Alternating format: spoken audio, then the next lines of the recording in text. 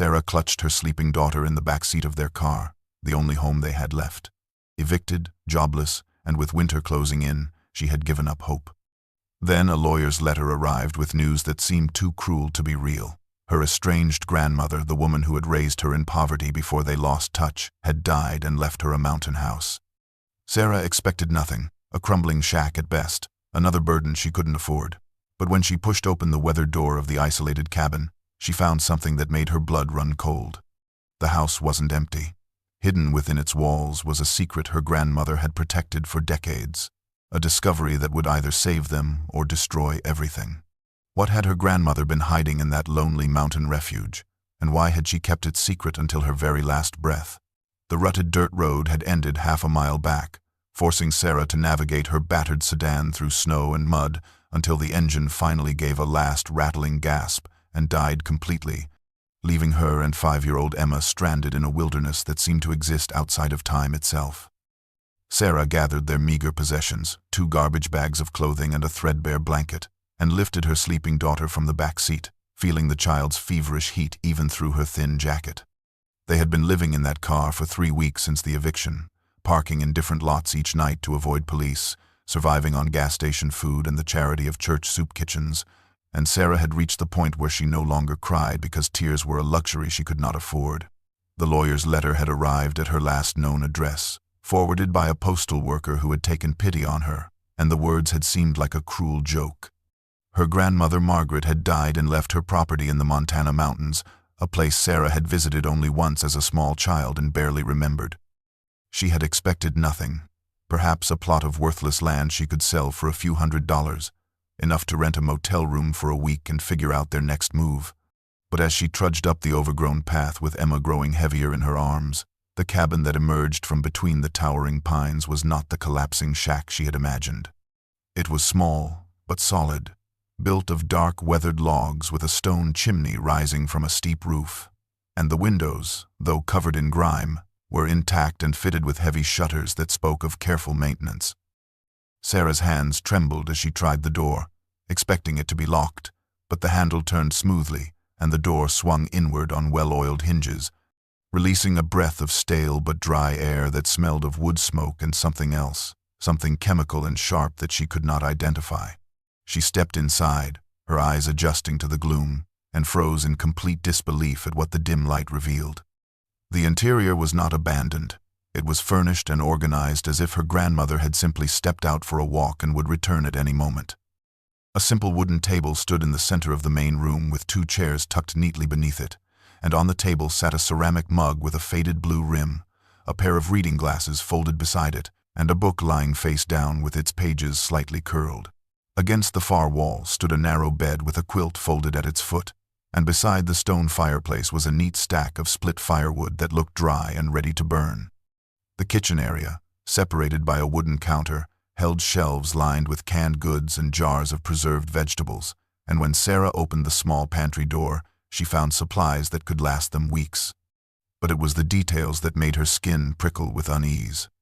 The front door had not 1 lock but 4 heavy-duty deadbolts, the kind used on bank vaults, and the windows were not just shuttered but reinforced with metal bars hidden behind the wooden slats. In the corner near the fireplace, partially hidden by a stack of old newspapers, was a heavy steel door set into the floor, and when Sarah knelt to examine it, her heart hammering in her chest, she saw that it had been welded shut with thick beads of metal, sealed as if to keep something in, or perhaps to keep something out.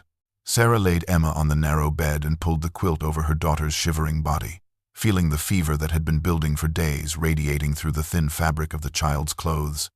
And she knew with a mother's terrible certainty that they could not go back out into the cold, that this mysterious cabin was now their only refuge whether she understood it or not.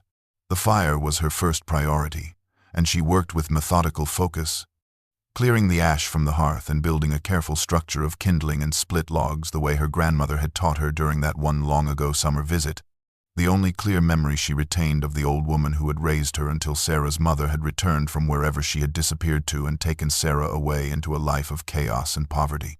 The flames caught quickly, the wood dry and seasoned, and soon a blessed warmth began to push back the numbing cold that had settled into her bones after weeks of sleeping in the car. As the cabin brightened with firelight, Sarah began a more thorough exploration, moving from room to room with growing confusion and a deep, unsettling sense that nothing here matched the grandmother she remembered. Margaret had been poor, desperately poor, working as a motel maid in her 70s because she had no pension and no savings, wearing clothes from thrift stores and apologizing for the meager meals she could provide, yet this cabin spoke of resources and planning. The pantry held not just canned vegetables but expensive freeze-dried camping meals, medical supplies including antibiotics and prescription medications in her grandmother's name, and a water filtration system that looked military-grade.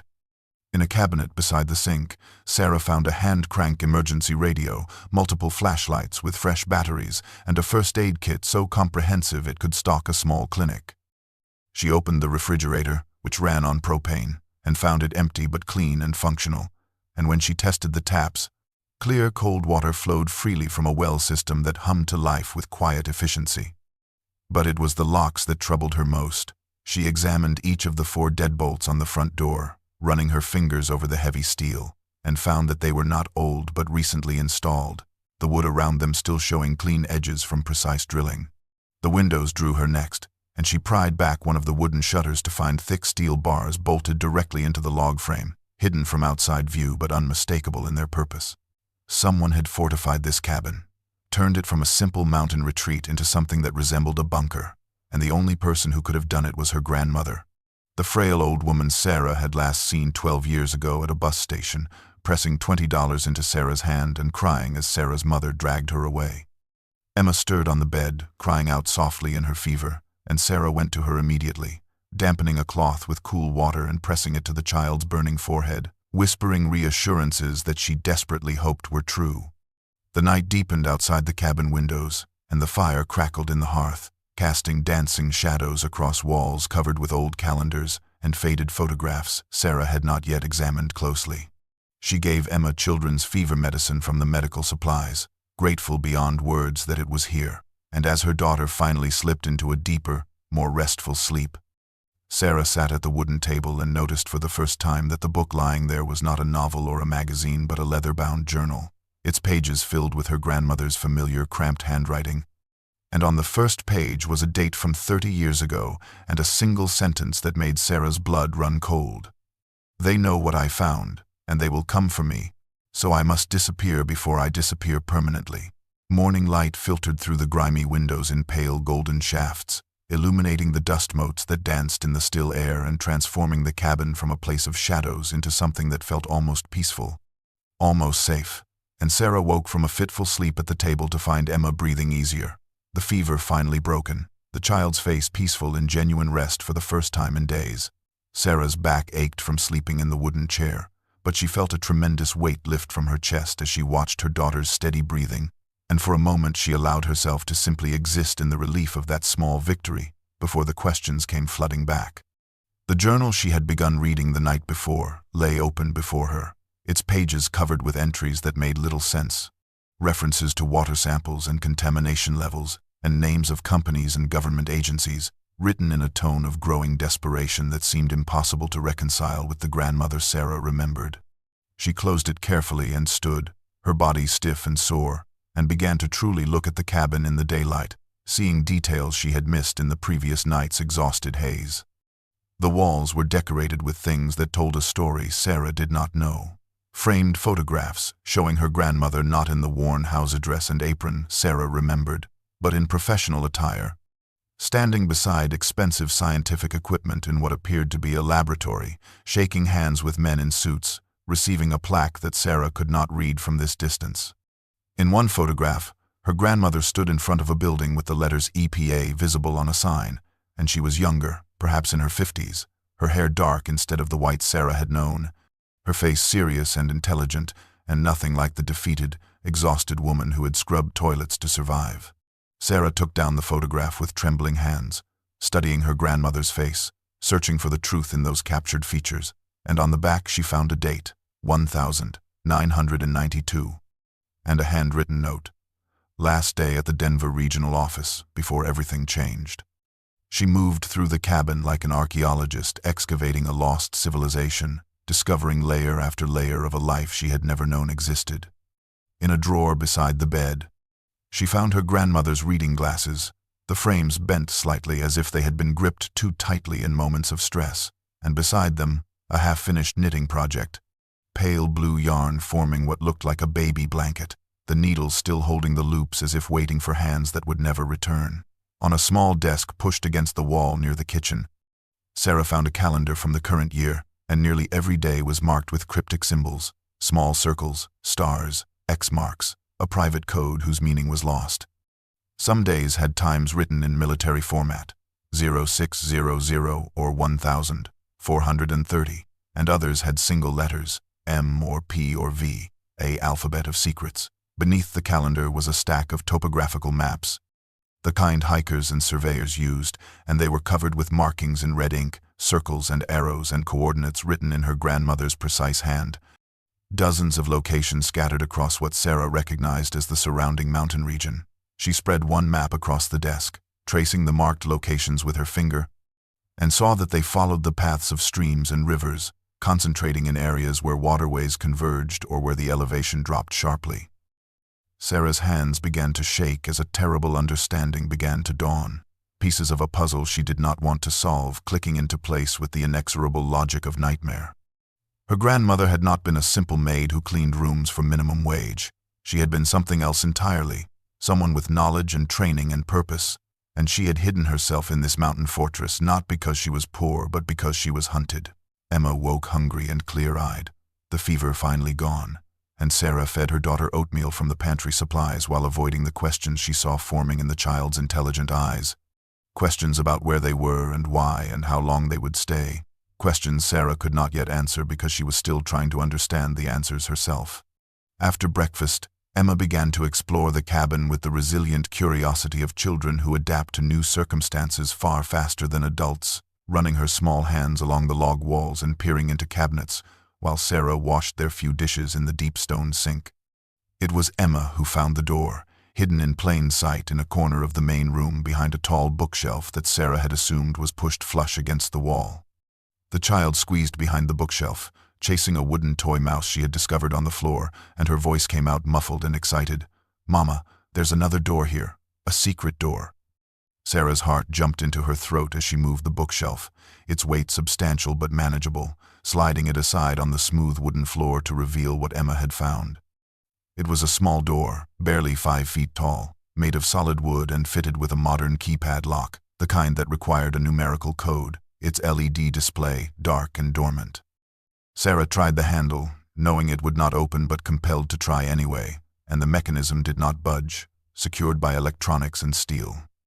She examined the frame carefully, looking for any sign of weakness, and found none. This door had been installed with the same meticulous care as the fortified windows and multiple deadbolts, built to withstand forced entry.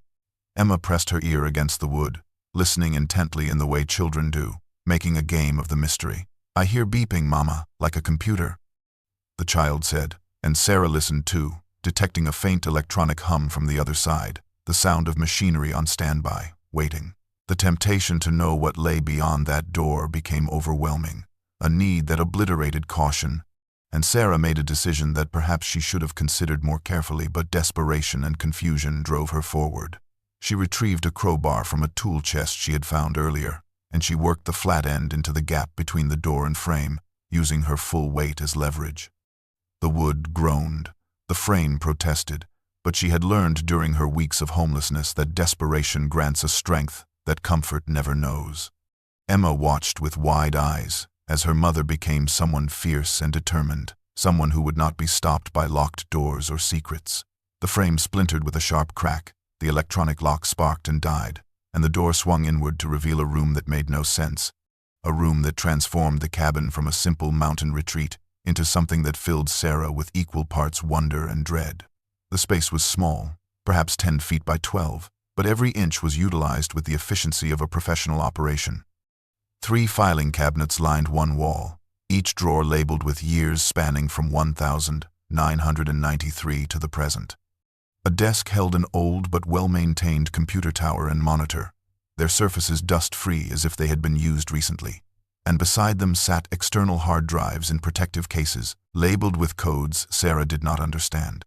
But it was the walls that truly shocked her. They were covered floor to ceiling with maps, Not the simple topographical surveys she had found in the drawer, but detailed geological surveys, watershed diagrams, industrial site locations, and satellite imagery blown up to poster size. Colored pins marked locations, red thread connected points in a web of relationships, and handwritten notes covered every available space, creating a tapestry of investigation that spoke of years of obsessive, methodical work.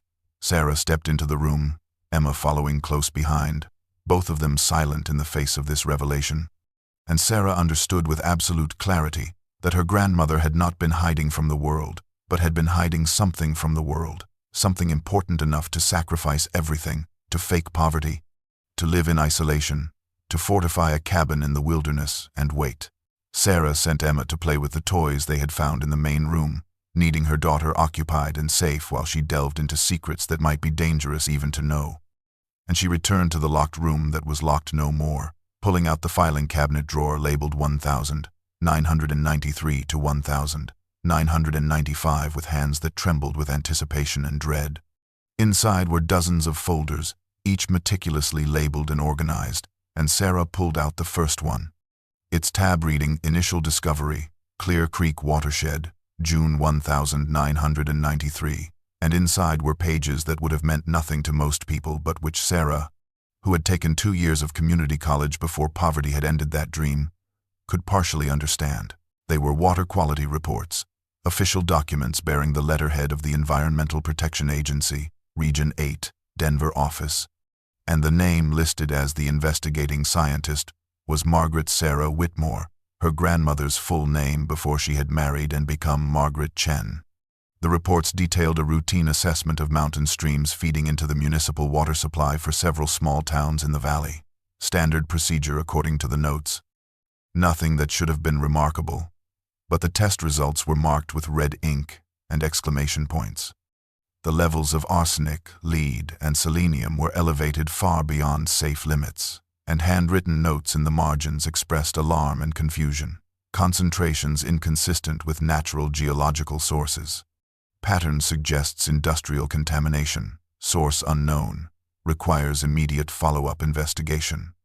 Sarah set that folder aside and pulled out the next one, dated 2 months later, and found more water samples, more test results, and more alarm. But this time there were photographs included, images of a remote valley where massive excavations scarred the mountainside.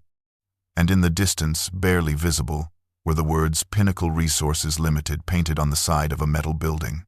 The subsequent folders told a story that unfolded with the terrible inevitability of tragedy. Her grandmother had traced the contamination to its source, a mining operation that was supposed to be extracting precious metals using environmentally sound methods, but was instead dumping toxic waste directly into underground aquifers, poisoning the water that fed into streams and rivers and eventually into the taps of thousands of unsuspecting people. Margaret had documented everything with scientific precision, collecting samples from dozens of locations, photographing the illegal dump sites, and even obtaining internal company documents from a whistleblower whose name was redacted in black ink, someone inside Pinnacle who had grown a conscience and decided to help. But the folders from late 1994 showed a different tone, entries that spoke not of scientific investigation but of fear, reports of her car being followed, her home being broken into though nothing was taken, threatening phone calls in the middle of the night, and official pressure from within the EPA itself to drop the investigation, to classify her findings as inconclusive, to move on to other assignments. In a journal entry dated December 1994, Sarah found her grandmother's handwriting shaking with emotion as she wrote, "They came to my office today. 2 men in expensive suits who knew my daughter's name and my granddaughter's school, who spoke in soft voices about how dangerous it is to make accusations without ironclad proof, how careers can be destroyed and families can be hurt. They never said they would hurt us directly, but the implication was clear as mountain water, which is ironic since that is exactly what they are poisoning. I have copies of everything hidden in 3 separate locations, and I am preparing to go public, but I am afraid, more afraid than I have ever been, because I know now that I am not fighting a corporation but a conspiracy that reaches into the agencies meant to protect us." Sarah sat on the floor of the small room, surrounded by evidence of her grandmother's courage and terror, and she read folder after folder, Journal entry after journal entry, piecing together the story of how Margaret Chen had discovered a truth that powerful people wanted buried. How she had gathered evidence that could bring down $1 billion corporation and implicate government officials who had been paid to look away, and how she had made the hardest decision of her life, to disappear, to fake her own poverty and irrelevance, to hide in these mountains with her evidence, waiting for a moment that never came, a moment when it would finally be safe to emerge and tell the world what she knew. Sarah spent 2 days absorbing the magnitude of what her grandmother had protected, reading through files until her eyes burned and her mind reeled with the implications of contamination that had been ongoing for 3 decades, poisoning families who had no idea their water was slowly killing them, and she was so absorbed in the documents that she almost missed the sound of an engine approaching up the mountain trail. The rumble grew louder, distinct against the profound silence of the wilderness, and Sarah's heart began to pound with a primal fear that came from weeks of being hunted by landlords and bill collectors, and the casual cruelty of a system that had no patience for the poor. She quickly gathered the most damaging files from the small room, shoving them back into the filing cabinet and closing the door as best she could despite the splintered frame. Then she moved to the window and peered through a crack in the shutters. A dark SUV with county government plates pulled into the clearing beside her dead sedan, and a man emerged, tall and professionally dressed in khakis and a fleece jacket bearing an official-looking emblem Sarah could not quite make out. He looked around the property with an assessing gaze that seemed too thorough, too calculated, noting the condition of the cabin and the position of the windows before walking toward the front door with a confident stride that suggested he had every right to be there. Sarah's instinct was to hide, to pretend no one was home, but Emma was singing softly in the main room, her voice carrying through the walls, and denial was impossible. She opened the door before he could knock, keeping her body in the doorway to block his view of the interior, and she forced her voice to sound calm, despite the fear that threatened to choke her. "Can I help you?" The man smiled, a practiced professional expression that did not reach his eyes, and he extended a hand that Sarah did not take. "Mrs. Chen, or is it Miss Whitmore? I'm never sure with inheritance situations. I'm David Pearson from the county assessor's office. I heard the property had finally transferred ownership, and I wanted to stop by and introduce myself. See if you had any questions about property taxes or land use regulations." His voice was smooth and friendly, but Sarah noticed how his eyes kept moving past her, scanning what little he could see of the cabin's interior, and she noticed too that he had not asked her name but had somehow already known 2 possibilities. "Everything is fine," Sarah said, her voice clipped. "I'm just settling in. Was there something specific you needed?" Pearson's smile widened slightly, but there was something predatory in it now, a shark sensing blood in the water.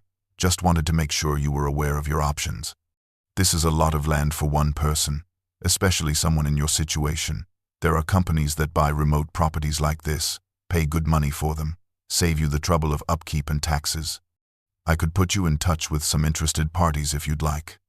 The offer was delivered casually, but Sarah felt the weight behind it, the pressure disguised as helpfulness, and she thought of her grandmother's journals describing the same kind of soft threats, the same kind of seemingly innocent suggestions that carried menace beneath their surface.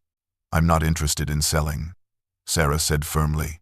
"This was my grandmother's home, and it's my home now." Something flickered across Pearson's face, a micro-expression of frustration or perhaps anger, quickly masked by another professional smile. He shifted his weight, angling his body to try to see past Sarah into the cabin, and she saw his gaze lock onto something over her shoulder, his eyes narrowing with interest. Sarah glanced back involuntarily and realized with horror that one of the filing cabinets was visible through the doorway of the small room, its metal surface glinting in the light from the window. "That's quite a setup you have in there," Pearson said, his tone shifting subtly, becoming harder. "Your grandmother must have been quite the record keeper. I hope everything is in order with the property documents. Sometimes old mountain claims can have complications, title issues, easement problems. Would hate for you to invest time and emotion into a place that might have legal clouds hanging over it." The threat was barely veiled now, and Sarah felt her fear transforming into something else. Something that felt like her grandmother's stubborn courage flowing into her veins. "I think you should leave now," she said, her voice steady despite her hammering heart. "If there are any official matters with the property, you can contact me in writing." Pearson held her gaze for a long moment, and Sarah saw the mask slip completely. saw the cold calculation of a man who was not what he claimed to be, and then he nodded slowly and turned to walk back to his SUV. But as he opened the driver's door, something fell from his pocket, a small rectangular card that landed in the dirt, and he drove away without noticing it, his vehicle churning up mud and snow as it disappeared down the trail. Sarah waited until the sound of his engine faded completely. Then she walked to where the card had fallen and picked it up with trembling fingers. It was not a county assessor's business card, but a corporate card, heavy stock with embossed letters that read Pinnacle Resources, LLC, Ethan Voss, Director of Land Acquisition and Security, and beneath that, a phone number and an address in Denver. The man who had just been at her door was not from the county at all, but from the very company her grandmother had been hiding from, and now they knew exactly where Sarah was and what she might have found. Sarah locked all 4 deadbolts and checked every window twice before she allowed herself to breathe, her hands shaking so badly she could barely turn the keys. And Emma sensed her mother's fear with the intuitive wisdom of children who have learned to read adult emotions for signs of danger. "Mama, who was that man?" Emma asked, her voice small and worried, and Sarah gathered her daughter into her arms, holding her tight and lying with the practiced ease of mothers who must protect their children from truths too terrible for young minds. "Just someone checking on the house, sweetheart. Nothing to worry about." But Sarah was worried, terrified actually, because the casual surveillance of the false county assessor meant that Pinnacle Resources was already aware of her presence and almost certainly aware of what might still be hidden in this cabin, and she understood now why her grandmother had lived in such paranoid isolation, why the locks and bars and fortifications had been necessary. She settled Emma with crayons and paper, then returned to the small room and pulled out more files, this time reading with desperate focus, trying to understand the full scope of what her grandmother had uncovered and why it was worth threatening people over 3 decades later. The files from 1995 and 1996 told a story that made Sarah physically ill. Her grandmother had not just discovered illegal dumping, but had traced a systematic pattern of environmental crimes that stretched back to Pinnacle's founding in 1989. The company had built its fortune by cutting corners, by disposing of toxic mining waste in the cheapest way possible regardless of the environmental or human cost, and they had done it with the knowledge and complicity of officials who were supposed to regulate them. Margaret's notes identified specific EPA administrators who had accepted bribes, state environmental directors who had falsified inspection reports, and even a U.S. senator who had received campaign contributions that coincided suspiciously with favorable legislative decisions. The evidence was meticulous: bank records showing unexplained deposits, photographs of official vehicles parked at remote dump sites, recorded phone conversations where code words barely disguised criminal intent, and most damning of all, internal Pinnacle memos discussing the acceptable cost of contamination lawsuits versus the cost of proper disposal. One memo, dated 1993 and written by Pinnacle's chief financial officer, laid out the calculation with chilling clarity. Projected lawsuits from contamination-related illnesses, $15.20 million over 20 years. Cost of proper EPA-compliant waste disposal, $200 million over same period. Recommendation: maintain current disposal methods and establish legal defense fund. They had known, Sarah realized with growing horror. They had known they were poisoning people, had calculated the value of human lives in dollars and cents, and had decided that killing people slowly was more profitable than following the law. Her grandmother had collected testimonies too, pages of interviews with people who had worked at Pinnacle's mining operations and had grown disgusted with what they witnessed. Engineers who had been ordered to falsify safety reports, truck drivers who had been paid extra to dump waste in unmarked locations in the dead of night, and laboratory technicians who had been told to lose samples that showed dangerous contamination levels. One whistleblower, identified only as Source Gamma in the files, had provided what looked like hundreds of pages of internal documents, and a handwritten note from Margaret explained why. Source Gamma's daughter died of leukemia at age 7. Tests showed elevated arsenic and lead levels consistent with chronic exposure. He lived 3 miles downstream from Pinnacle's primary dump site. He knows his work killed his child, and he wants the world to know what this company has done. Sarah found photographs that her grandmother had taken in secret. Images that showed the true cost of Pinnacle's greed. Streams running orange with acid mine drainage, dead fish floating in once pristine creeks, and most heartbreaking, pictures of children's graves in small mountain cemeteries, their headstones marking lives cut short by cancers and organ failures that occurred at rates far above the national average. Margaret had mapped it all, creating epidemiological charts that showed cancer clusters perfectly correlated with proximity to Pinnacle's contamination sites. And she had compared death certificates with water quality data, building a case that was irrefutable to anyone willing to look. But the files from late 1996 showed why no one had been willing to look. Margaret described being called into her supervisor's office and told that her investigation was being terminated, that she was being reassigned to administrative duties, and that if she attempted to go public with her findings, she would be fired and her pension would be forfeit. They own them. She had written in her journal that night, her handwriting jagged with anger and despair. They own my bosses, they own the state regulators, they own enough politicians to make any legal action disappear. I went to a lawyer today, a good man who specializes in environmental cases, and he told me the truth I didn't want to hear. Without federal prosecution, which requires federal investigators willing to risk their careers, this evidence will be buried in motions and delays until everyone involved is dead or too old to care. He said I should forget it, move on, save myself. But how can I forget when children are dying? The final entry in the 1996 journal was dated December 15th, and it described the moment Margaret Chen made the decision that would define the rest of her life. I am going to disappear. I will take everything I have gathered, and I will hide it and myself until the time is right, until the political climate changes, or until I find someone brave enough to help me bring these monsters to justice. They think they have won because they have silenced me at the agency, but they have not won. I will be patient, I will wait, and I will make them pay for every child they have killed. Sarah read her grandmother's final instructions over and over, a passage written in the last journal entry dated just 3 weeks before her death. Words that seemed to reach across the boundary between life and death to guide her. If you are reading this, then I am gone and you have found my life's work. The filing cabinets contain copies, but the original evidence is below, in the place I sealed to protect it from those who would destroy it. The keystone is the third from the left in the bottom row of the hearth.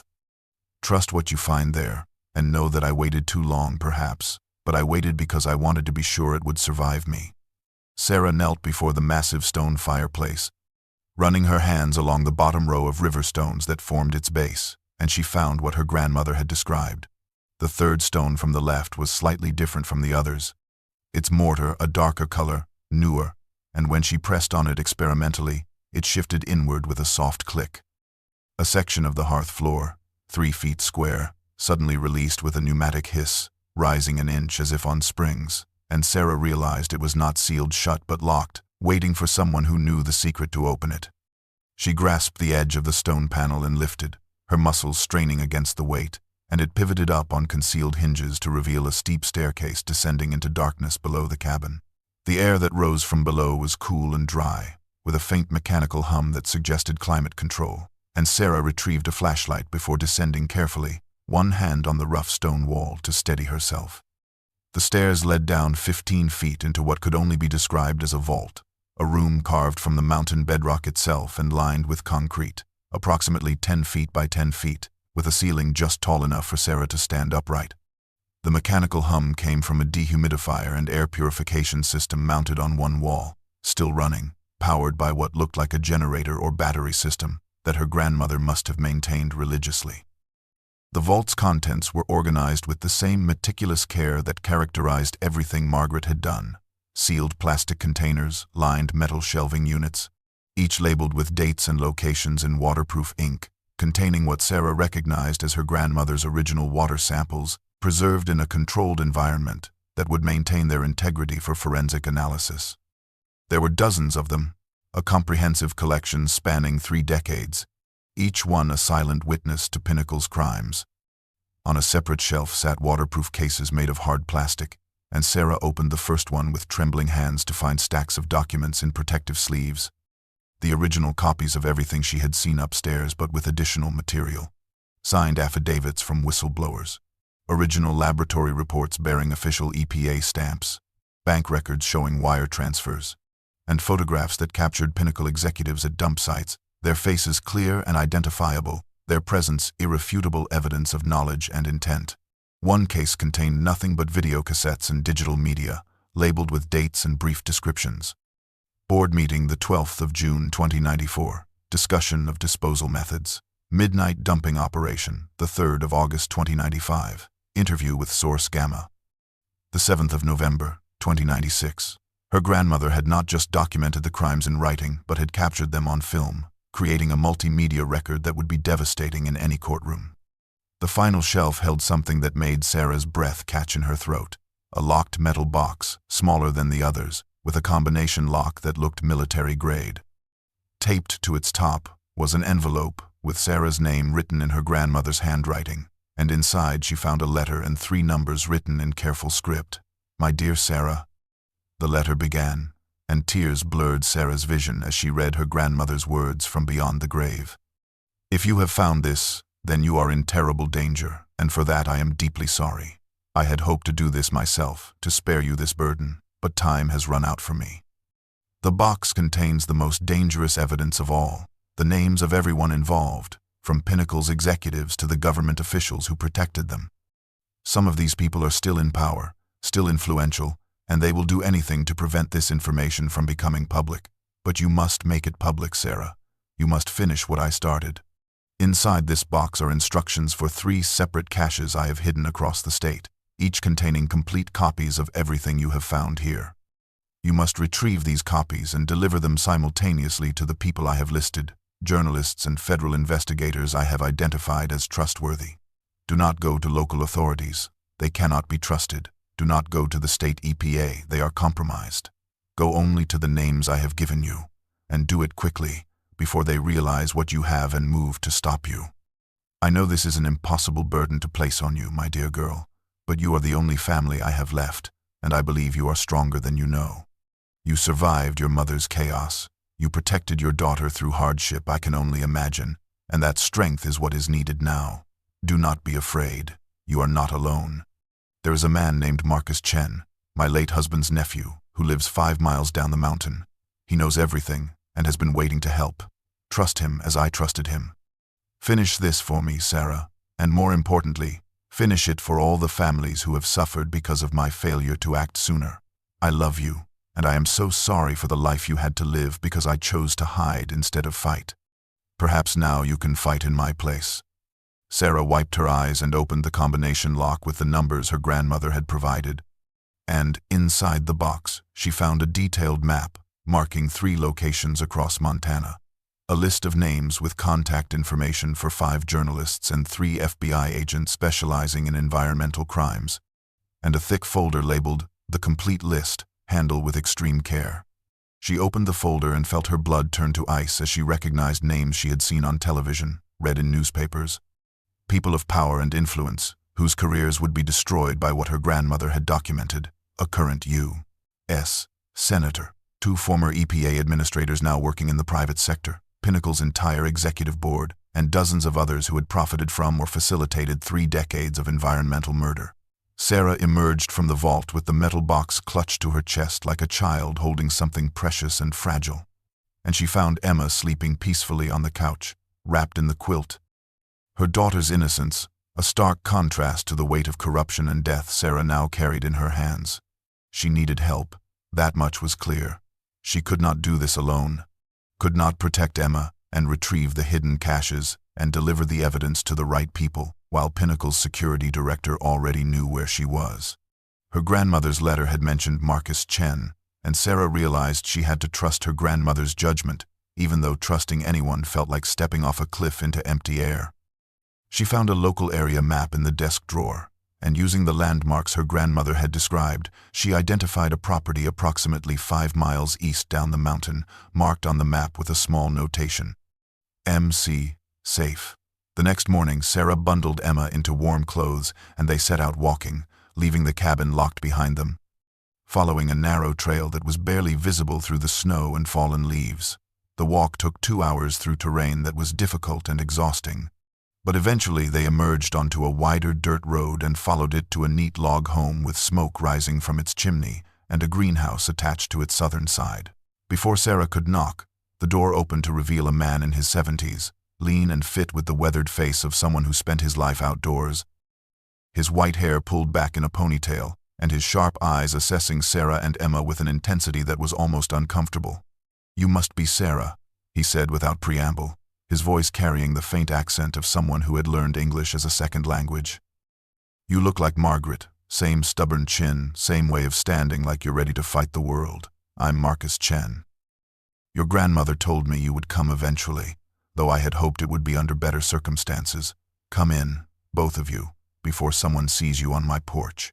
Inside, the house was warm and filled with books, plants, and the comfortable clutter of a life lived thoughtfully, and Marcus gave Emma cookies and milk before turning his full attention to Sarah. "Margaret called me 3 weeks before she died," he began without waiting for Sarah to ask. She knew her heart was failing. The doctor had told her she had months at most. "She made me promise that when you came, I would tell you everything and help you finish what she started. I am not a brave man, Sarah. I am a retired geology professor who likes his quiet life. But I loved my uncle, Margaret's husband, and when he died, I promised him I would watch over her, so I will help you, not because I am brave but because I made a promise." Over the next hour, Marcus explained what Sarah's grandmother had never told anyone else. Margaret had not simply hidden from Pinnacle, but had spent 30 years building an unassailable case, adding to her evidence year by year, documenting how the contamination had spread and how the death toll had climbed while the company had grown wealthier and more politically connected. She had maintained the cabin not as a home but as a fortress and archive, had faked her poverty so thoroughly that even Sarah's own mother had believed it, had taken menial jobs to maintain her disguise while living off savings she had carefully hidden. She was brilliant, Marcus said with deep admiration and sadness. She understood that going public too early would have meant her evidence being tied up in courts for decades, while Pinnacle's lawyers destroyed her credibility and her life. She was waiting for the right moment, for a political climate where environmental crimes were taken seriously, for technology that would make her evidence harder to suppress. She was waiting for someone in power who could not be bought, but time ran out, her heart gave out, and now the burden falls to you. Sarah showed Marcus the metal box and her grandmother's letter, and his face grew grave as he studied the names on the complete list. "Some of these people are dead," he said, running his finger down the list.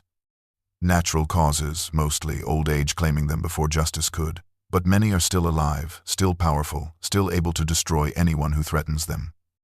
The senator here, Peter Coleman, he chairs the committee that oversees EPA funding. He could make life very difficult for any federal investigator who went after Pinnacle. And Ethan Voss, the man who probably visited you pretending to be a county assessor, he is not just head of security. He is a former CIA operative with a reputation for making problems disappear.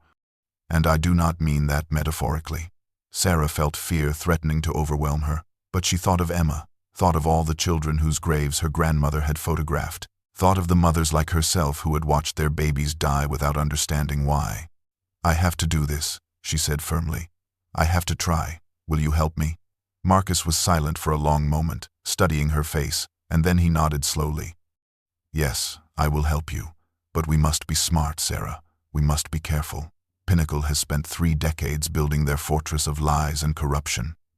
We will need to move quickly, retrieve the caches your grandmother hid, and coordinate a simultaneous release of information that will make it impossible for them to suppress. We will need allies, people your grandmother identified as trustworthy.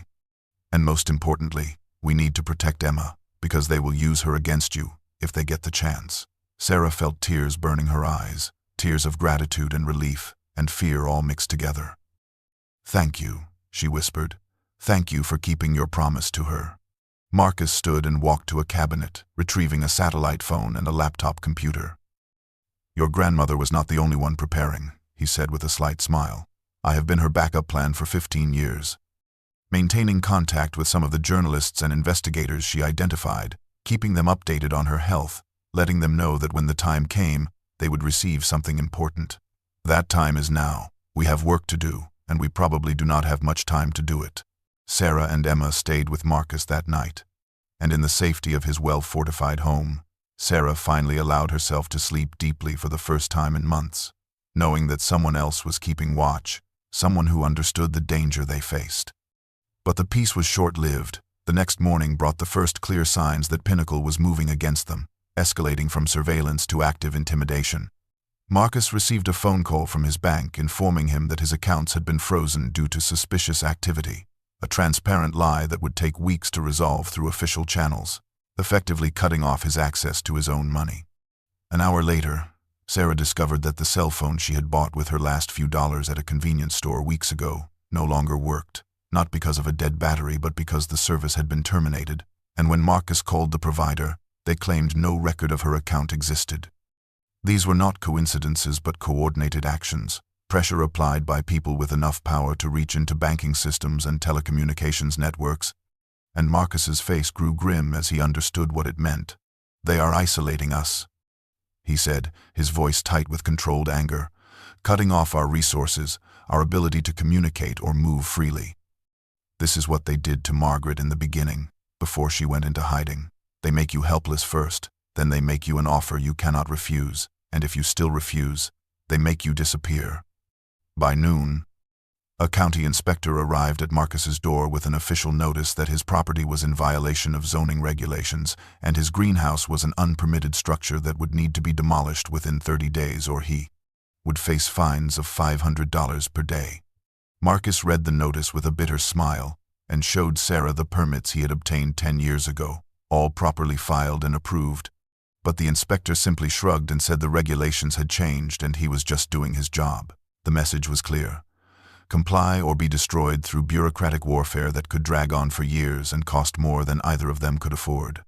Sarah felt rage building inside her, a fury at the casual cruelty of powerful people who could ruin lives with phone calls and paperwork, who had turned government agencies meant to protect people into weapons against anyone who challenged them.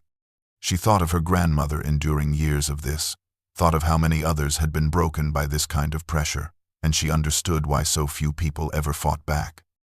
It was not cowardice that made people accept injustice. It was the simple mathematics of survival, the impossibility of fighting when you had no money, no platform, no power. But that evening brought something that transformed Sarah's fear and anger into crystal-clear determination. Marcus's mailbox contained a large manila envelope with no return address, and inside were photographs that made Sarah's hands shake with protective fury. They were pictures of Emma, taken through a telephoto lens, showing her playing in the snow outside the cabin 2 days ago, walking hand in hand with Sarah on the trail to Marcus's house yesterday, eating cookies at Marcus's kitchen table this very morning. Someone had been watching them constantly, tracking their movements, photographing her daughter, and there was no mistaking the message in these images. Attached to the photos was a single typewritten note on expensive paper. "Your grandmother was a stubborn woman who wasted her life hiding in the mountains. Do not make the same mistake. The property contains nothing of value except land that could be useful to us. We are prepared to offer you $200,000 for it, enough to start over somewhere far from here, enough to give your daughter a good life. Accept this offer and everyone forgets you were ever here. Refuse, and you will discover that single mothers with no resources have very little legal standing when it comes to custody disputes, especially when concerned citizens report them as unfit. Think carefully about what is best for Emma. You have 48 hours to decide." Sarah read the note 3 times, her vision blurring with tears of rage, and then she looked at Marcus with eyes that were no longer frightened but cold and hard as mountain stone. "We leave tomorrow," she said, her voice steady despite the trembling in her hands. "We retrieve the first cash. We start the fight. They want to threaten my daughter? They want to take away the only family I have left? Then they are going to learn what Margaret's granddaughter is capable of, and it will be the last mistake they ever make." Marcus nodded slowly, recognizing something in her expression that he had seen in her grandmother's face years ago, the transformation of a desperate person into a dangerous one. "Then we will need supplies, a vehicle they cannot track, and we will need to move before they expect us to." Margaret left instructions for exactly this scenario. She knew they would threaten you through Emma, because it is what they threatened her with through you, years ago. That is why she disappeared so completely, to protect you by making herself invisible. Now you must protect Emma by making yourself impossible to stop. That night, Sarah held her sleeping daughter and made a silent promise to her grandmother's memory, to all the children who had died because of Pinnacle's greed, and to Emma, who would grow up knowing her mother had been brave enough to fight. Tomorrow the hunt would begin, but this time Sarah would not be the prey. Marcus's vehicle, was a 30-year-old Land Cruiser that he had maintained with the obsessive care of someone who understood that reliability mattered more than comfort. And they set out before dawn with Emma still sleeping in the back seat, wrapped in blankets and cushioned by camping gear that Marcus had been stockpiling for years as part of his role as Margaret's backup plan. The first cache location was marked on Margaret's map as being near a place called Copper Falls, a remote waterfall deep in the Lewis and Clark National Forest, accessible only by logging roads that were barely maintained and certainly not monitored by anyone who might report their passage. Sarah sat in the passenger seat with the map spread across her lap and the metal box at her feet, studying the route her grandmother had marked with red ink and detailed annotations about landmarks and distances. Marcus drove with the steady confidence of someone who knew these mountains intimately, navigating switchbacks and washouts without hesitation. And he explained as they climbed higher into elevations, where snow still clung to the shadowed slopes, that Margaret had chosen her cache locations with brilliant strategic thinking. Places remote enough to discourage casual discovery, but accessible enough to be retrieved when needed. Locations that were geologically stable and naturally protected from the elements. After 3 hours of driving, they reached the trailhead Margaret had marked, nothing more than a wide spot in the logging road where the forest pressed close on all sides. And Marcus parked the Land Cruiser under the cover of dense pines, where it would be invisible from above. A precaution that seemed paranoid until Sarah remembered the photographs of Emma and understood that satellites and drones made privacy an illusion. Emma woke as they were preparing for the hike, and Sarah explained in simple terms that they were on a treasure hunt, following a map that Grandma Margaret had made, turning their desperate mission into an adventure that a 5-year-old could accept without fear. The trail to Copper Falls was steep and treacherous, barely more than a game path, and Sarah carried Emma on her back when the going got too difficult, while Marcus led the way with a walking stick and the sure-footed grace of someone who had spent decades exploring these mountains. The sound of falling water grew louder as they descended into a narrow canyon, and finally they emerged at the base of a spectacular waterfall that plunged 60 feet over a granite cliff into a pool so clear Sarah could see every stone on its bottom. Marcus consulted Margaret's notes, which directed them to a specific rock formation 50 yards downstream from the falls, a tumble of boulders that had been there since the last ice age carved these valleys. And behind the largest boulder they found what they were seeking, a heavy-duty waterproof case, olive green and military surplus, wedged into a natural cavity and secured with a chain that had been threaded through an iron ring cemented into the living rock. Marcus produced a key that Margaret had given him years ago, and he unlocked the case with hands that trembled slightly, revealing contents that made Sarah's breath catch in her throat. Inside were 3 external hard drives in protective cases, a thick stack of DVDs in individual sleeves, printed documents in vacuum-sealed bags, and a handwritten letter in Margaret's familiar script that began with the words, "If you have found this, then you are committed to the fight, and I am so proud of you." Sarah read the letter while Marcus examined the hard drives, and Margaret explained in careful detail what this cache contained: complete digital copies of every document, photograph, video, and audio recordings she had collected over 3 decades, organized and indexed for easy navigation, with a separate drive containing nothing but her own testimony. Hours of video, in which she explained the entire conspiracy in her own words, creating a document that would be impossible to dismiss or discredit. "This is one of 3 identical caches," Margaret had written. "You must retrieve all 3 and deliver them simultaneously to the journalists and investigators I have identified, because Pinnacle will move heaven and earth to suppress this information once they know it exists, and only by releasing it to multiple trusted sources at the same time can you ensure it reaches the public." Sarah carefully repacked the case, and they began the difficult hike back to the Land Cruiser. But as they reached the trailhead, Marcus suddenly froze, his hand raised in warning, and Sarah heard what had alarmed him: the distant sound of engines, multiple vehicles approaching on the logging road, coming from the direction they needed to go to escape. They hid in the forest as 3 black SUVs rolled past their concealed position, moving slowly as if searching for something, and Sarah held Emma close and whispered reassurances, while her heart hammered against her ribs with a fear that tasted like metal in her mouth. The vehicles continued up the road and disappeared around a bend, their engines fading into silence, but Marcus shook his head grimly when Sarah suggested they make a run for it. "They are not leaving," he said quietly, his eyes scanning the forest. "They are setting up a perimeter, blocking the exits, waiting for us to panic and reveal ourselves. This is what they do, Margaret described it in her journals. They do not need to find us immediately. They just need to trap us and wait until exhaustion or desperation makes us careless. They spent the next 4 hours hiding in the forest, moving slowly and carefully through dense undergrowth, working their way parallel to the road but staying far enough back to remain invisible. And Emma was remarkably brave, seeming to understand that this was no longer a game, but something serious that required her silence and cooperation.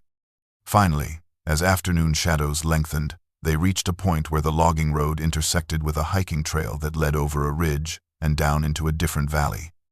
And Marcus made the decision to abandon the Land Cruiser and continue on foot, a devastating choice that left them without transportation but alive and free.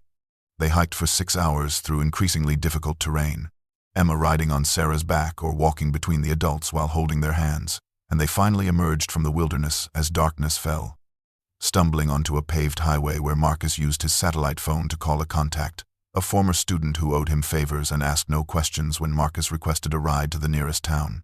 The student picked them up in a battered pickup truck and drove them to Kalispell, where Marcus had another safe house, a small apartment he rented under a different name for reasons that now made perfect sense. And Sarah collapsed on the couch with Emma while Marcus made phone calls in the next room, his voice low and urgent. The next morning brought a visitor that Sarah had not expected, the lawyer who had originally contacted her about the inheritance, a distinguished man in his 60s named Robert Harrison. And his face was grave as he sat across from Sarah in Marcus's cramped living room. "I am sorry to intrude," Harrison began, his voice heavy with concern, "but I felt I had to warn you in person. Yesterday, Pinnacle Resources filed a motion in probate court contesting your grandmother's will, claiming she was mentally incompetent when she made it, and that the property should be sold at auction to settle alleged debts. It is completely spurious. I have medical records proving Margaret was sharp as a blade until the day she died, but the judge who was assigned to the case is known to be sympathetic to corporate interests, and these things can drag on for years while eating up resources in legal fees." Sarah felt the familiar weight of helplessness pressing down on her, the same feeling she had experienced during the eviction, when lawyers and judges and systems she did not understand had casually destroyed her life with paperwork and procedures.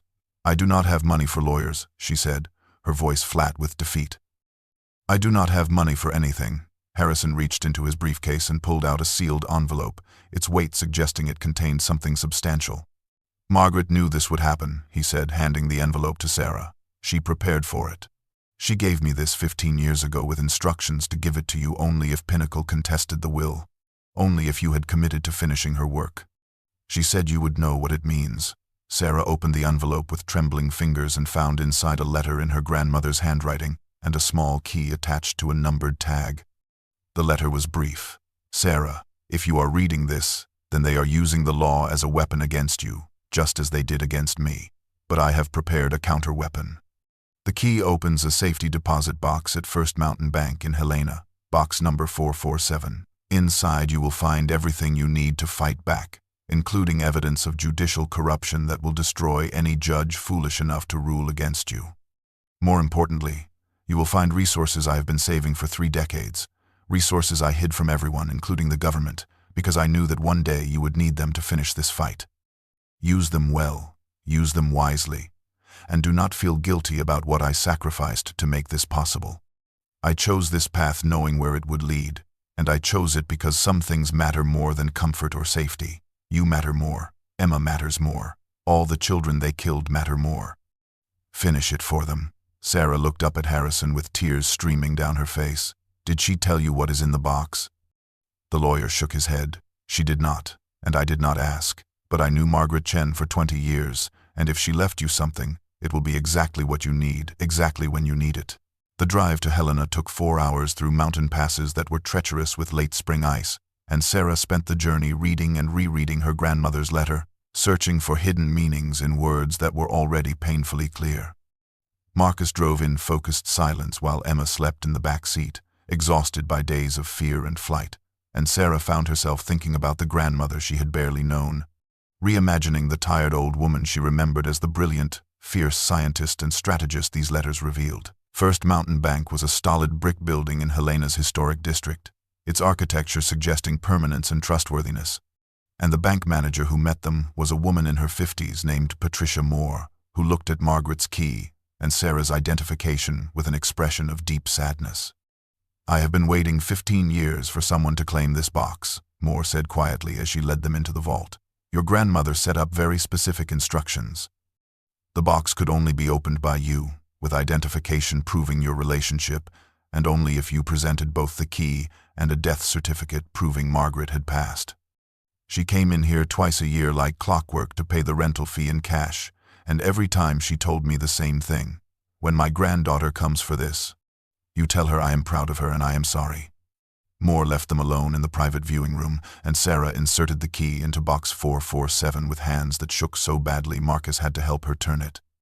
The box was large, one of the bank's biggest, and as Sarah lifted the heavy metal container to the table and opened its lid, she gasped at what it contained. The first thing she saw was cash, stacks of $100 bills bound with paper bands, more money than Sarah had ever seen in her life, and a quick count suggested there was at least $50,000, perhaps more. Beneath the money was a thick folder labeled insurance, and inside Sarah found documents that made her understand exactly how her grandmother had survived 3 decades of corporate and government persecution. Photographs of judges accepting envelopes from Pinnacle executives, bank records showing wire transfers from shell companies to the personal accounts of EPA administrators, and most devastating of all, a video cassette labeled Senator Coleman, July 1995, that Sarah knew without watching would show something that would end a political career. "Mutually assured destruction," Marcus whispered, understanding what he was seeing. She gathered evidence against the people who were protecting Pinnacle, not just to expose them but to protect herself. If they moved against her too overtly, she could destroy them, so they had to be subtle, had to use bureaucratic pressure instead of direct action. It was a Mexican standoff that lasted 30 years, but the final item in the box was what truly mattered, a detailed operational plan written in Margaret's precise hand, titled Protocol Omega, Final Distribution of Evidence. Sarah read it with growing comprehension, understanding that her grandmother had thought of everything, had planned for every contingency, and had created a strategy that would make it nearly impossible for Pinnacle to suppress the truth. The plan called for simultaneous delivery of complete evidence packages to 5 specific journalists at major newspapers and networks, 3 FBI field offices with agents Margaret had identified as incorruptible, and 2 environmental advocacy organizations with the resources and expertise to analyze and publicize the data. But the timing was critical. All deliveries had to occur within the same 1-hour window, because once the first recipient went public, Pinnacle would move immediately to obtain injunctions, threaten witnesses, and activate their network of corrupt officials to contain the damage. "It has to be coordinated perfectly," Sarah said, studying the plan. "We retrieve the other 2 caches, prepare identical packages for each recipient, and then we deliver them all at once, overwhelming their ability to respond. By the time they realize what is happening, the evidence will be in the hands of dozens of people who cannot be silenced or bought." Marcus nodded slowly, his finger tracing the locations of the other 2 caches on the map Margaret had provided. "The second cache is in the Bitterroot Mountains near Missoula, hidden in an abandoned fire lookout tower. The third is in Glacier National Park, concealed in a cave system near Lake McDonald. We can retrieve both in 3 days if we move carefully. But Sarah, once we start this, there is no turning back. They will come for us with everything they have." Sarah looked at the money, at the evidence of corruption, at her grandmother's meticulous plan, and she felt something settle inside her, a calm certainty that pushed aside the fear. "Then we start tomorrow," she said firmly. "We finish what she started, and we make sure those children did not die for nothing." They used Margaret's cash to rent a nondescript sedan under Marcus's alternate identity, and they left Helena before dawn with Emma strapped safely in the back seat, surrounded by supplies and the precious evidence from the first cache, beginning the journey to the Bitterroot Mountains and the second location on Margaret's map. The drive took them south through valleys, still green with spring growth, past ranches where cattle grazed in peaceful ignorance of the human dramas unfolding around them.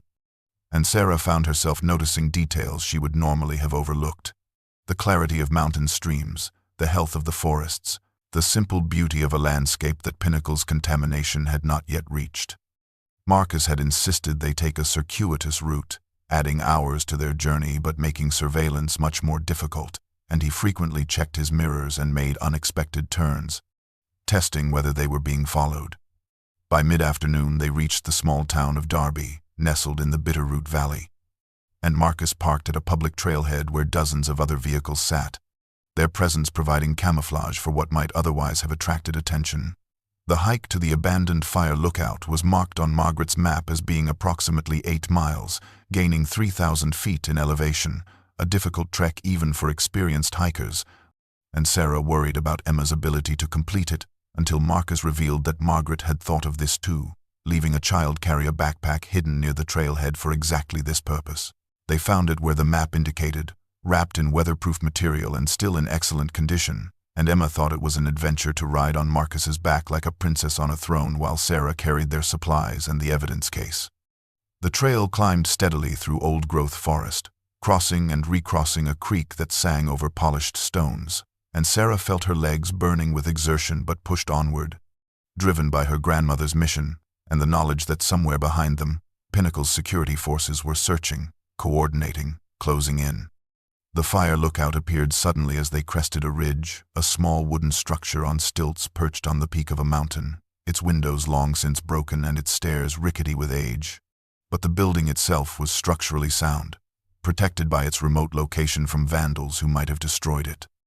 Marcus climbed the stairs carefully, testing each step, and Sarah followed with her heart in her throat, acutely aware that one wrong move could send them plunging 20 feet to the rocks below.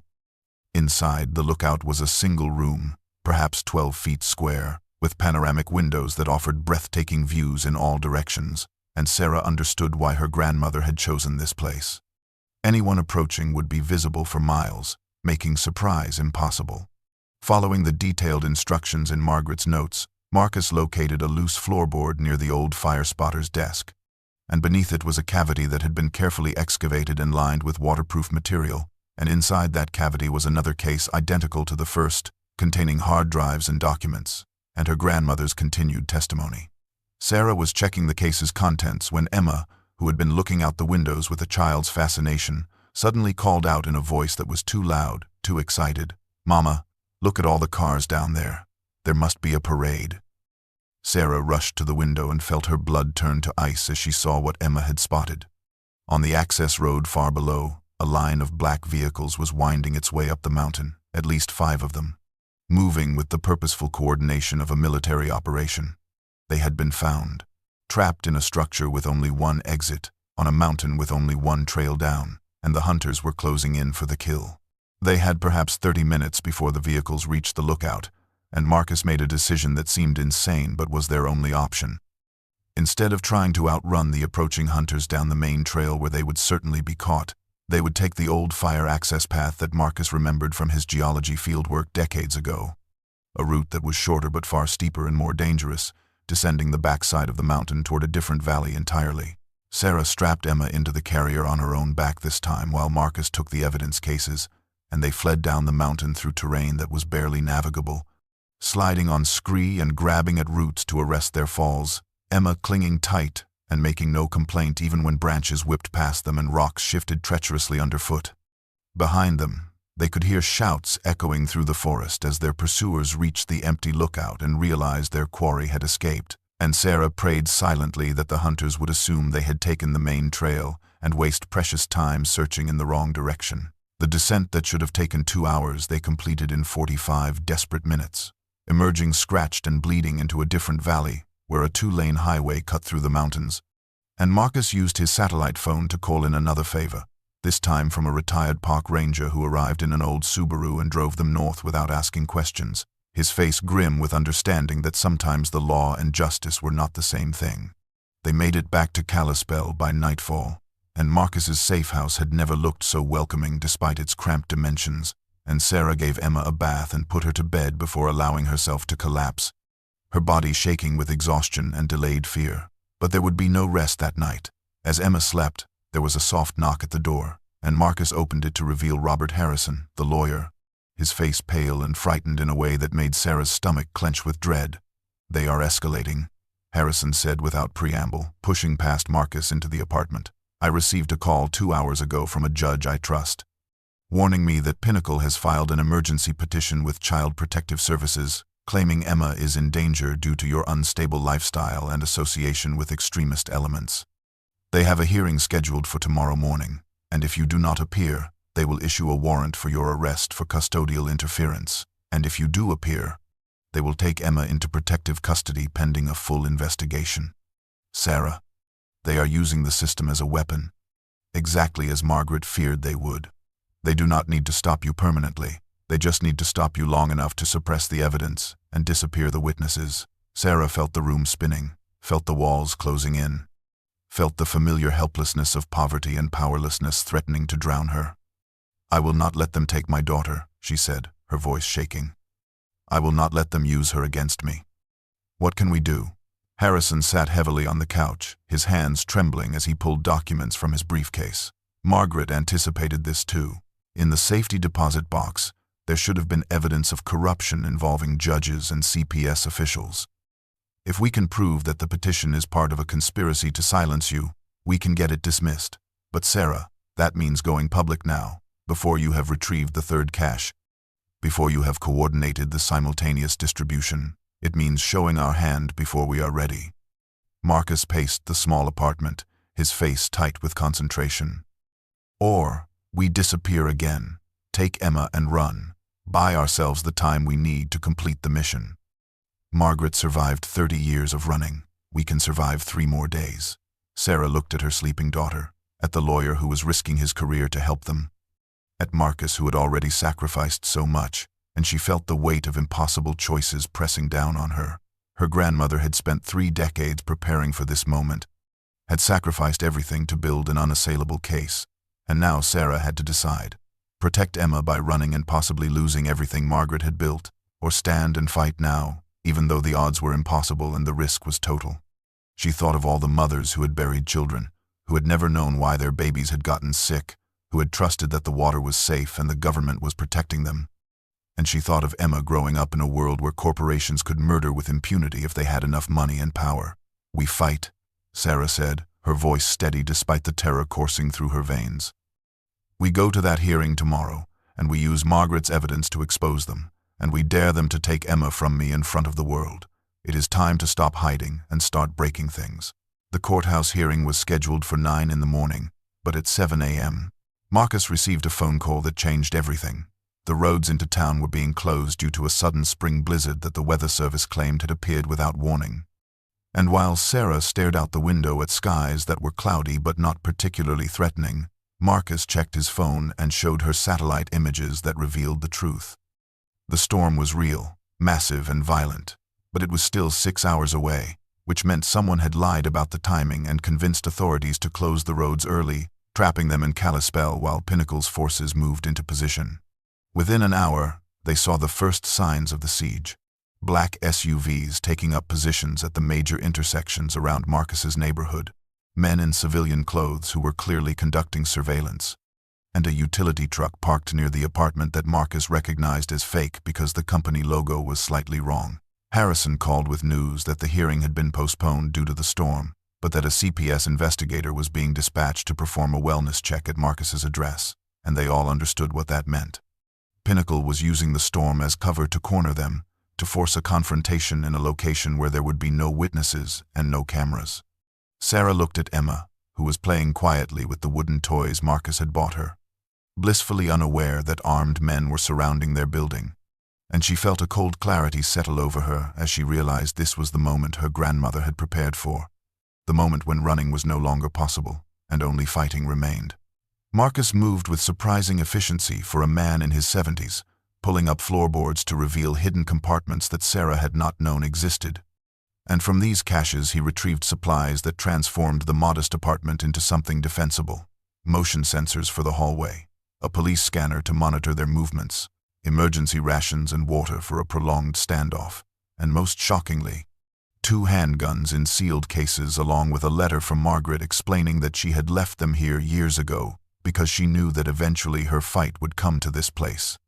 Sarah had never held a gun in her life, had always been afraid of them, but Marcus showed her the basics with patient calm, and she found that desperation made her a quick learner, her hands steady as she practiced loading and unloading the magazine. They fortified the apartment door with furniture, covered the windows with mattresses to stop anyone from seeing inside or shooting through the glass, and established a safe room in the bathroom where Emma would hide if shooting started, surrounded by the bathtub's porcelain that might stop bullets. Harrison remained with them despite Sarah's insistence that he leave, that he save himself, and the lawyer's response was simple and firm. Margaret had been his friend, and he would not abandon her granddaughter now. By noon the storm arrived in earnest, not the gentle snow Sarah had imagined, but a howling white fury that reduced visibility to nothing and trapped everyone, hunters and hunted alike, in a frozen standoff where the first side to move would lose. The storm raged for 18 hours, and during that time, Sarah held Emma close, while Marcus and Harrison took turns monitoring the police scanner and watching through gaps in the covered windows. And what they heard and saw painted a picture of coordinated professional patience. Pinnacle's forces were not attacking but waiting, maintaining their perimeter, knowing that time was on their side because eventually the apartment's supplies would run low, or Emma would get sick, or the sheer psychological pressure would break Sarah's resolve. It was Emma's coughing that forced the decision. The child's fever had returned, worsened by stress and the stuffiness of the sealed apartment. And by the second morning she was burning up and struggling to breathe, and Sarah knew with terrible certainty that her daughter needed a hospital, or the consequences would be catastrophic. Marcus revealed his final secret then. Margaret had discovered a way out of this building that Pinnacle did not know about, a maintenance tunnel system that connected the basement to the old downtown infrastructure. Built in the 1922 and largely forgotten but still navigable for someone who knew the way. Harrison volunteered to create a diversion, to walk out the front door carrying a bag that would look like the evidence cases, drawing the hunters away while Sarah and Marcus escaped with Emma through the tunnels. And though it meant almost certain arrest and possibly worse, the old lawyer was adamant that this was his choice to make. Harrison walked out into the dying storm at dawn, carrying Marcus's empty hiking pack, and Sarah watched through the window as men immediately converged on him, guns drawn, voices shouting, and her heart broke as the lawyer raised his hands in surrender, sacrificing himself so they could escape. But as Harrison was being surrounded, he did something unexpected. He opened the pack, showed them it was empty, and began to speak, his voice carrying in the cold air, loud enough that Sarah could hear fragments through the glass. "You are being recorded. Multiple cameras. Live stream. The world is watching." Sarah turned to Marcus in confusion, and the old man smiled grimly and showed her his phone, where a dozen different camera angles showed the scene outside. Feeds from cameras Marcus had secretly installed days ago, all streaming live to a private server and to the email addresses of 3 journalists Margaret had identified as trustworthy. "Harrison is not betraying us," Marcus explained quietly. "He is forcing them to back down or reveal themselves on camera. They came here expecting to operate in darkness, but he just turned on all the lights." Outside, the men were retreating to their vehicles, speaking urgently into phones, and Harrison stood alone in the street, still talking to the cameras, explaining who he was and who Sarah was, and what Pinnacle had done. The siege was broken not by violence but by exposure, by the simple act of making their persecution public. Despite Harrison's brilliant gambit buying them time, Marcus insisted they still use the tunnel escape because Pinnacle would regroup and return with legal cover, with warrants and official sanction. And the only way to finish Margaret's mission was to stay free long enough to retrieve the final cash and execute the coordinated distribution. They descended into the building's basement through a door Marcus unlocked with a key Margaret had given him years ago. And behind a false wall they found the entrance to a tunnel that smelled of damp earth and ancient brick, barely tall enough for Marcus to walk upright and so narrow Sarah had to carry Emma frontways, the child clinging to her neck and whimpering with fever. Marcus led them through darkness, broken only by flashlights, following a path he had memorized from Margaret's instructions, and they walked for what felt like hours, through tunnels that branched and twisted, passing under streets and buildings, until finally they emerged through a storm drain into an alley 3 blocks from where they had started. A car was waiting, driven by Marcus's former student, and they drove out of Kalispell as police vehicles screamed past them heading toward Marcus's apartment, where they would find nothing but empty rooms and cameras still recording. Sarah held Emma close in the back seat and pulled out her phone to check the news, and her breath caught as she saw Harrison's live stream had gone viral, already viewed by hundreds of thousands of people, and journalists were asking questions about Pinnacle resources and contaminated water, and a grandmother who had died protecting evidence. The fight had begun, and the whole world was watching now. They drove north toward Glacier National Park through a landscape transformed by the storm's passage, the roads treacherous with melting snow but passable. And Emma's fever finally broke as they climbed into higher elevations, where the air was thin and clean and untouched by the corruption that had poisoned the valleys below. Marcus had been monitoring news feeds on his phone, and he reported with cautious optimism that Harrison's video had triggered a firestorm of media attention, with major networks picking up the story and demanding answers from Pinnacle Resources and the EPA. But he warned that media attention was a double-edged sword that made them more visible to their enemies even as it provided some protection. They reached the park entrance as evening fell, and Marcus used cash to pay the entrance fee, giving a false name to the ranger who waved them through without a second glance. And they drove deep into the wilderness to a trailhead near Lake McDonald, where Margaret's map indicated the final cache was hidden. The cave system Marcus described was not marked on any official park map, because it had been discovered only by serious spelunkers and geologists who kept its location secret to protect it from vandalism, and Margaret had learned of it during her EPA days, when she had conducted groundwater studies in this region. They made camp in the Land Cruiser that night, unwilling to attempt the cave in darkness, and Sarah sat awake while Marcus and Emma slept, reading the last of her grandmother's journals by flashlight and discovering entries that broke her heart with their loneliness and determination. Margaret had written about Sarah, about watching her granddaughter from a distance over the years, about the agony of not being able to help when Sarah's life fell apart, about the terrible calculus of choosing between protecting one child or protecting thousands of children she would never meet. "I see you struggling, my dear girl." One entry read, "And it kills me that I cannot help you, cannot give you the money I have hidden or the support you need, because if I break my cover even once, if I show any resources or connections, they will know I am not the broken old woman I pretend to be, and they will come for me and for you, and they will destroy everything I have built.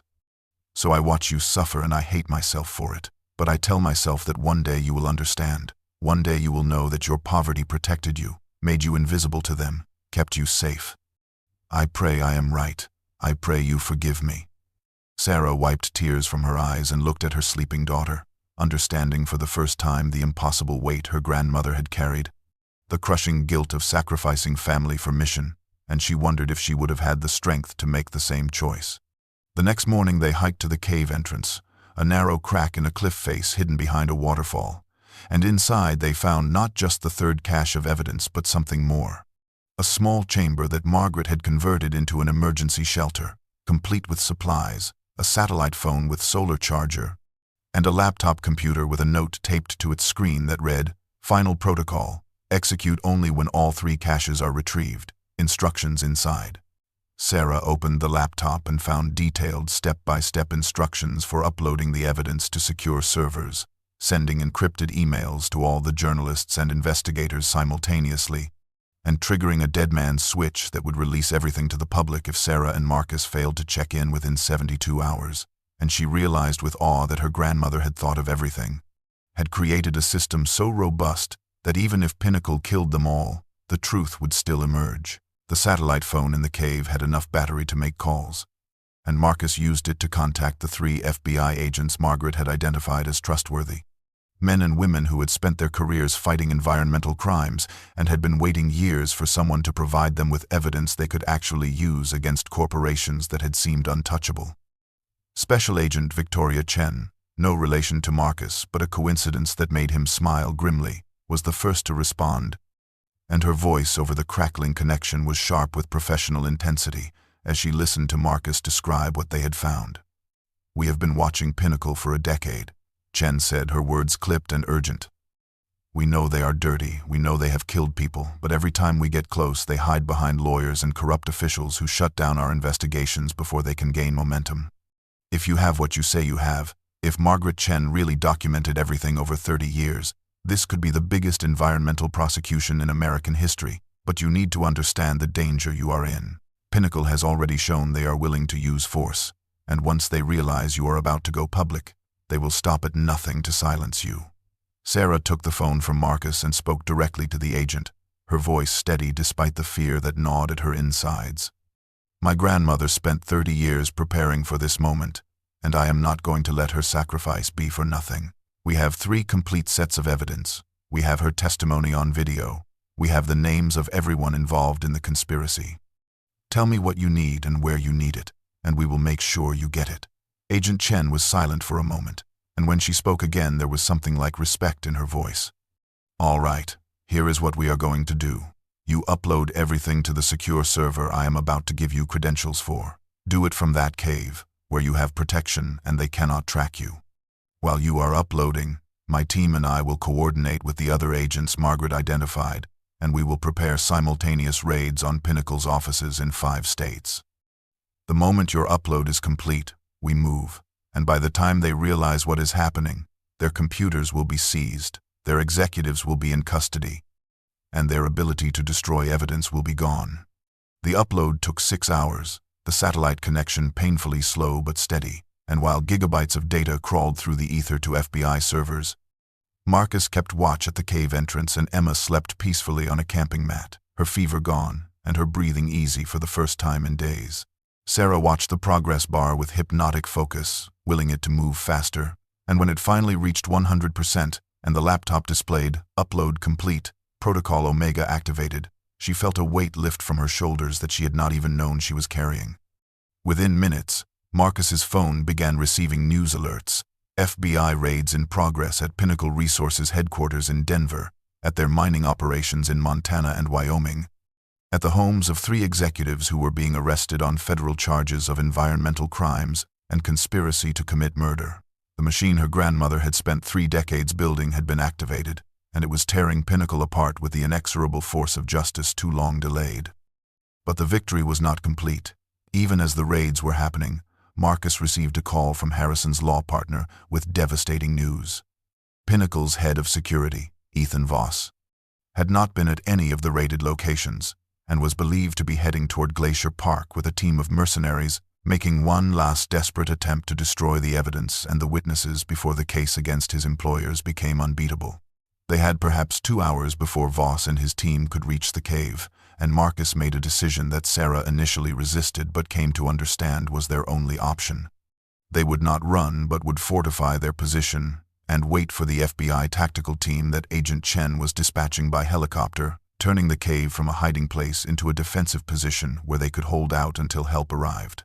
Marcus had the advantage of knowing the cave system intimately from his geology research, and he led Sarah through the passages to show her the natural choke points where one person could hold off many, the narrow crawls that would force attackers to come single file, and the back exit that would serve as their escape route if everything went wrong. They moved their supplies to the deepest chamber, placed Emma in the safest spot, surrounded by gear and blankets, and then Marcus did something that surprised Sarah. He opened the laptop and activated the dead man's switch early, setting it to release everything to the public in 30 minutes unless they manually canceled it. "If Voss gets past us," Marcus explained quietly, "if he destroys the evidence in this cave and kills us both, the world will still know the truth within half an hour.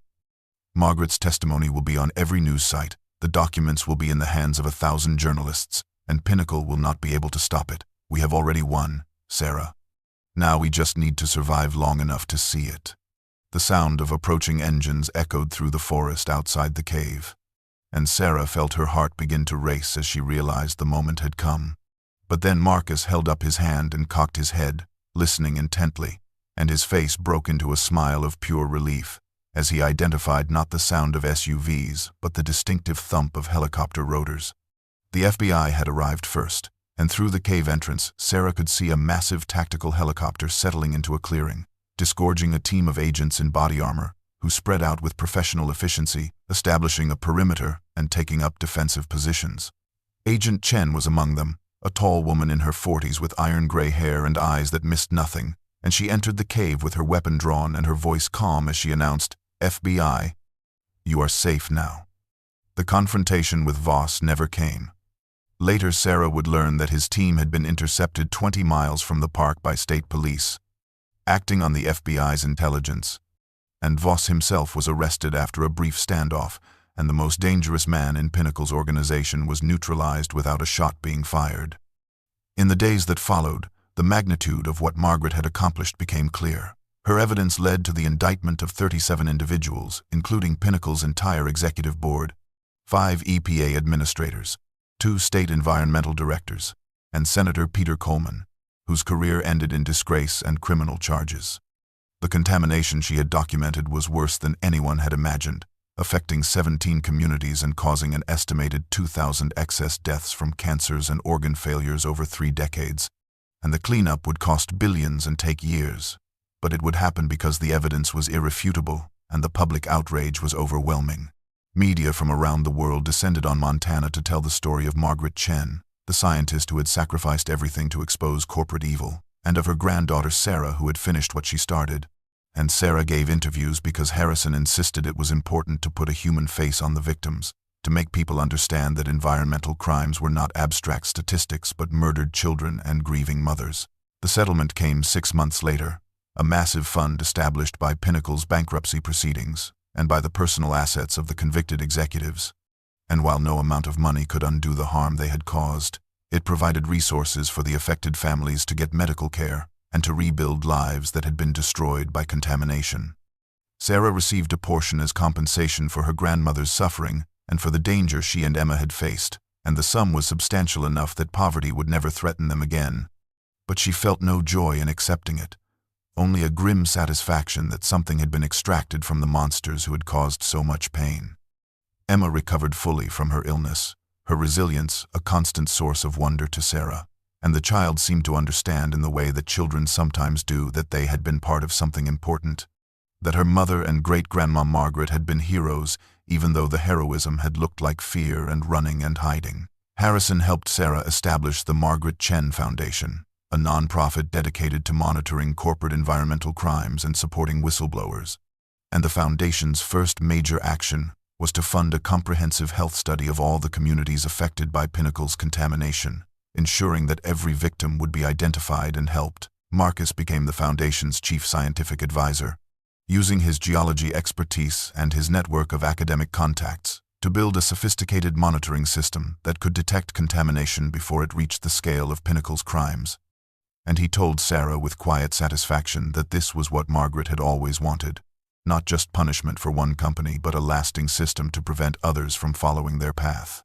Sarah found herself transformed by the ordeal, no longer the frightened, desperate woman who had arrived at the mountain cabin with nothing but a sick child and a car full of garbage bags, but someone who understood her own strength, who had faced down corporate evil and government corruption and had won. Job offers came from advocacy organizations and law firms who wanted her voice and her story, and while she considered several of them, she ultimately decided that her work was not in boardrooms or courtrooms, but in the communities that had been harmed, talking to families who had lost children, helping them navigate the complex systems of compensation and medical care, being the human connection that bureaucracies could not provide.